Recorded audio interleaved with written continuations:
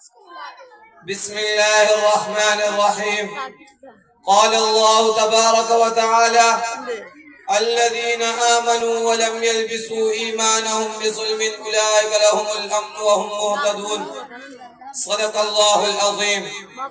ہو لاکھوں سلام اس مذہب پر، دل لاکھوں جس نے جوڑ دیے، دنیا کو دیا پیغام سکون، انسانوں کے رخ موڑ دیے.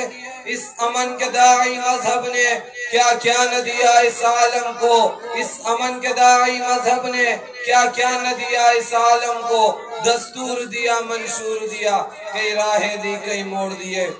جناب صدر مجلس، محترم اساتذہ کرام، مہمان گرامی اور مدرسے کے طالب علم ساتھیوں، السلام علیکم ورحمۃ اللہ وبرکاتہ.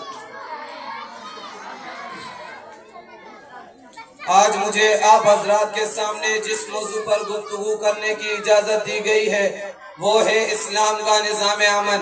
سامعین محترم، اسلام امن و اخوت کا مظہر و منبع ہے، جس کا صرف مسلمان ہی نہیں بلکہ کفار کی اکثریت بھی صدق و دل سے معترف ہے.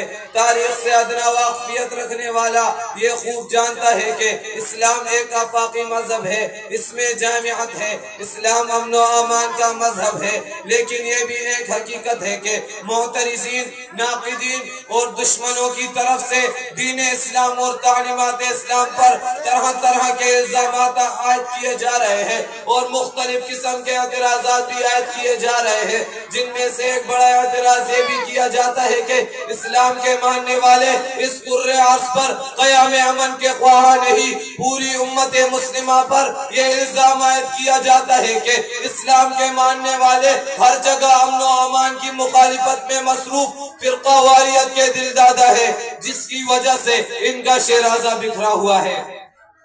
سامعین محترم، ان کے ان باطل اور فاسد اعتراضات میں کتنی صداقت ہے، اس کا اندازہ اسلامی تعلیمات کے اختیارانہ تجزیے سے ہی ہو سکتا ہے.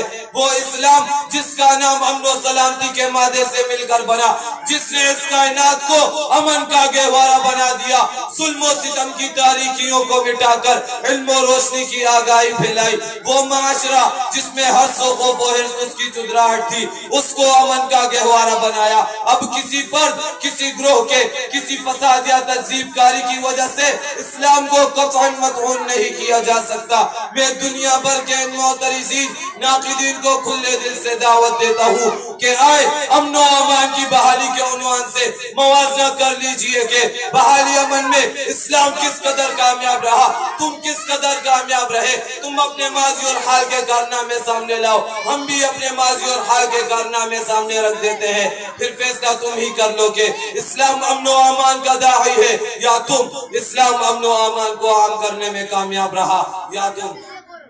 سامعین محترم، اگر ماضی پر نظر ڈالی جائے تو اسلام کے ماسوا اس دنیا کو امن کا گہوارہ بنانے کے لیے کون سی تحریکیں اٹھی اور وہ کس حد تک کامیاب رہی، اس میں کوئی شک نہیں کہ اس مقصد کے لیے کبھی سلامتی کونسل کا اجلاس بلایا گیا، تو کبھی ورلڈ پیس کا انعقاد کیا گیا، تو کبھی عالمی امن کانگریس وجود میں آئی، تو کبھی حامی روس کے نعرے لگائے جانے لگے. لیکن کیا اس حقیقت کا سراغ مل گیا؟ اس معاشرے میں امن و امان اور عدل و انصاف کو راہ ملی، لوگوں کو سکھ کا سانس لینے کے مواقع مل گئے، نئی نسل کا مستقبل محفوظ ہو گیا؟ نہیں، بالکل نہیں. نہ عالمی تنازعات میں کمی آئی، نہ امن و امان کو راہ ملی. جبکہ اس کے مقابلے میں اسلام کا نظام امن و امان اس قدر کامیاب رہا کہ اپنے تو اپنے غیروں نے بھی تسلیم کر دیا. ایسا کیوں نہ ہو جس مذہب کی تعلیم امن و رواداری پر ہو، جس کے خمیر میں جزائے اعظم امن و امان ہو، جو یہ اعلان کرتا ہو مثابۃ للناس و امنا، تو وہاں سے وہ سال گزارنے کے باوجود امن و محبت کا وہ سما ہے جسے دیکھ کر ہر انسان جھوم اٹھتا ہے.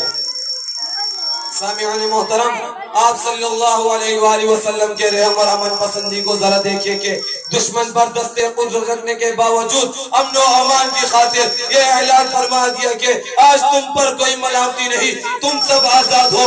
وہ اسلام جو امن و امان کے قیام کے لیے وہ قوانین اور اصول بنائے کہ اگر کوئی ظلمن کسی ذمہ کافر کو قتل کرے تو اس کے بدلے اس مسلمان کو قتل کر دیا جائے گا. اب ذرا انصاف سے بتائیے کہ انسان تو انسان، جانور بھی جس دین کے نظام سے مستفید ہو تو کس کو حق پہنچتا ہے اس عالمگیر نظام सब पर कीचड़ उछाले और इस्लाम के पाक दामन को दागदार करने की कोशिश करे।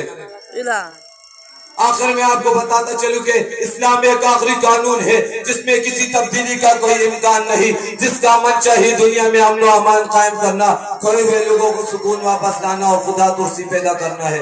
वाखिर दावाना अल्हम्दुलिल्लाहि रब्बिल आलमीन।